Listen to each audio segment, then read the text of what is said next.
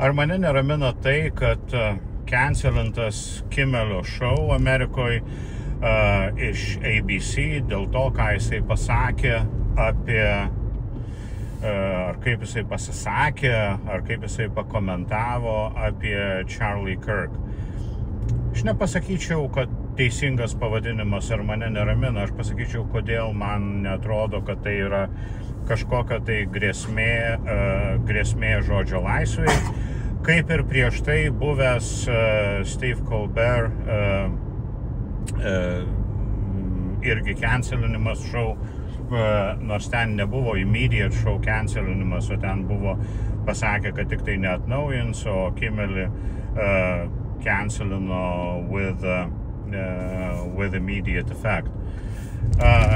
Žiūrėkit, žodžio laisvė, pirmoji konstitucijos pataisa Amerikoje liečia, čiupinėja ir kutena valstybę. Valstybė neturi teisės užkimšinėti žmonių ir drausti jiems pasisakyti. ABC kanalas dėl savo priežasčių, kokios jos bebūtų, atsisakė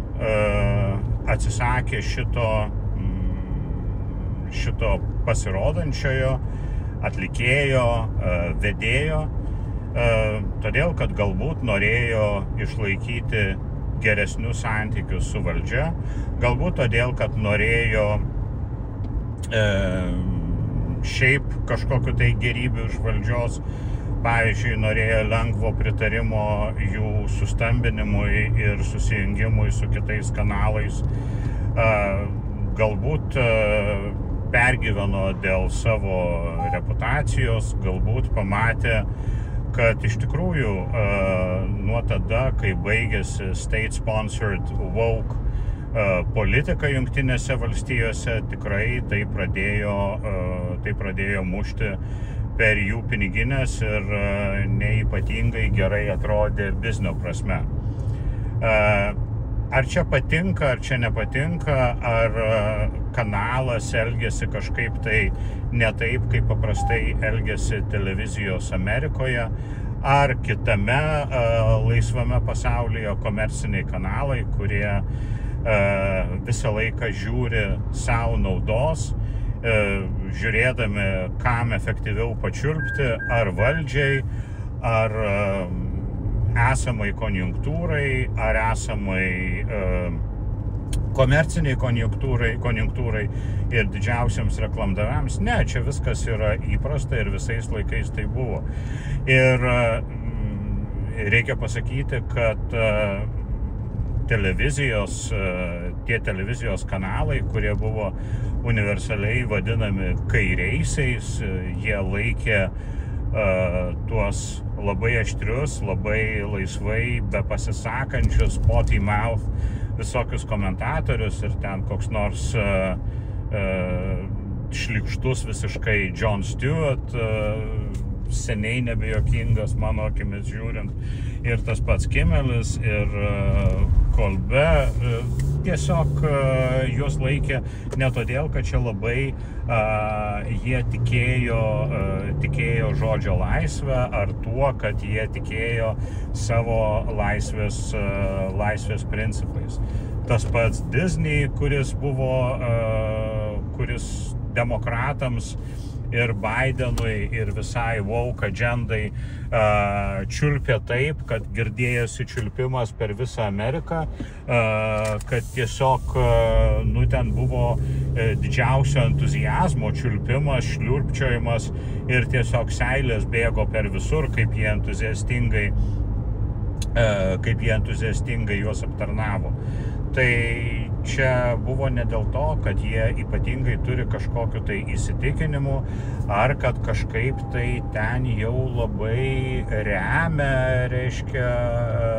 remia juos, ar kad kažkaip tai yra tenai kažkaip tai jiems iš širdies labai nepatinka Donaldas Trumpas ar panašiai. Taigi nieko panašaus. Yra žiūrima konjunktūros, kaip visą laiką buvo žiūrima konjunktūros ir kaip per raganų medžioklę tas kairysis Hollywoodas labai šauniai pasirašė ir dalyvavo raganų medžioklėj, taip dabar ir naujojoje raganų medžioklėj dalyvaus ir aš negaliu pasakyti, ar tai ypatingai geras ar ypatingai blogas dalykas. Raganų medžioklė Amerikoje prie senatoriaus McCarthy prasidėjo dėl aiškių priežasčių ir dėl to, kad iš tikrųjų po antrojo pasaulinio karo sovietai ypatingai aktyviai turėjo didelių planų dėl pasaulio perdalijimo ir dėl savo įtakos. Ir tai, kaip jie padalino Europą ir kaip padalino pasaulį ir vedė proxy karus, rodė, kad jų rinkimas įtakos agentų nebuvo kažkoks tai išsigalvotas, tai buvo visiškai realus dalykas. Ir tai, kad amerikiečiai ir senatorius McCarthy ir kiti, kuris čierino tą komisiją, kuri užsiėmė komunistų gaudymu, aš nemanau, kad tai buvo blogai. Blogai, aišku, buvo tai, kad buvo persistengimų, perlenkimų ir mechaninių veiksmų toj raganų medžioklėj, bet kągi jau padarysi, ta prasme, visko būna, visko pasitaiko, net ir amerikiečiai kartais nepataiko, kaip susirimavo. Būna visko pasitaiko ir Andriukas nepataiko. Tai ir aš darau klaidų, ir amerikiečiai daro klaidų, bet tikslas buvo geras ir raganų medžioklė, nors jinai turi tokį neskanų skonį, kai jinai dabar yra minima, bet nieko ten iš esmės tokio labai žiauriai baisaus aš negaliu pasakyti, kad buvo. Taip, individualiem žmonėm, kai kuriem tai baigia karjeras arba virto tikrai asmeniniam tragedijom, todėl kad jie buvo išmesti iš Hollywoodo, bet atskiros studijos to užsiminėjo, bet čia kaip ir Jimmy Kimmelio atveju su ABC, čia pretenzijos ABC, jūs jeigu norit protestuoti, tai protestuokit prieš ABC, unsubscribinkit Disney, nežiūrėkit, nepirkit bilietų, nenaudokit tos informacijos ir kuo greičiau subscribinkit, kai tik Kimmelis turės savo šou kur nors ant YouTube'o, ar ant Netflix'o, ar ant kokio nors kito, ar ant Patreon'o, ar kokiai nors kitoj platformoje, ir esu tikras, kad jisai kaip gali sakyti, ką nori, taip ir gali sakyti, ką nori, tik tai ne per tą kanalą, kur jūs buvote jį galbūt įpratę matyti. Tai aš nemanau, kad šitam kontekste atsitiko tragedija. O kad yra cancel culture, man cancel culture nepatinka, bet aš nemanau, kad čia turi kažką tai bendro su culture. Čia yra tiesiog kairieji dabar turi gerą dozę savo pačių vaistų, kurie jiems labai nepatiks. Jiems patiko cancel culture, kol jinai buvo jų naudai ir kol jie galėjo užčiaupinėti savo priešininkus.